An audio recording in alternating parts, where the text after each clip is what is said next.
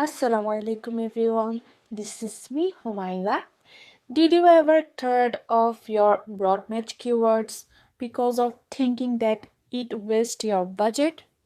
Then you are blaming the wrong thing. Today we are going to learn how to stop broadmatch from draining your budget and turn it into a lead generation machine instead. Broadmatch keywords helps Google to show your ad for searches that related to your keywords, even if the exact word are not used. That's actually the point. It helps you to discover new search terms, reach more potential customers, and scale your campaign without spending hours in managing keyword list. But without proper optimization, broadmatch can backfire. It can bring irrelevant traffic, high your ad spend, and low conversion rate, and also can lead your quality poor and waste your budget. For all of these issues, you can't blame broadmatch keywords alone. There are some huge gaps in your analysis related technique and control problem. Here is how to use broadmatch keywords in right way, and it comes down into 4 steps. Number 1, smart bidding. Don't use broadmatch with maximize clicks. That just tells Google to get you as much clicks as possible. It doesn't care if they convert. Instead of using this, you can use maximize conversion or targeted CPA. Now you are telling Google, find me people who take action, not just people who click. Number 2, negative keywords. Broadmatch will naturally pick up some irrelevant searches. That's normal, not a failure. Your job is to catch them. Every week, try to analyze your search term and add the searches that are clearly not your customer. Keep in your mind that negative keywords act as filter which keeps the broad match keywords honest. And the third one is conversion tracking.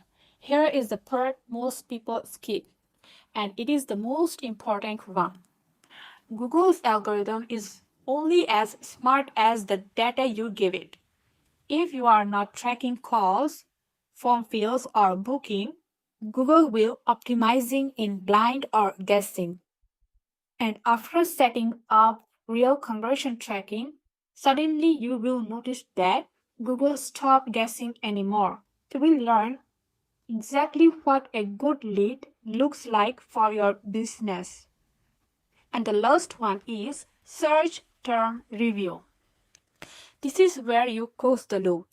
Once a week, open your search terms report and look at what people actually typed to trigger your ad. You will find new profitable keywords you didn't even target. Add those keywords, and you will find junk traffic. Simply block that.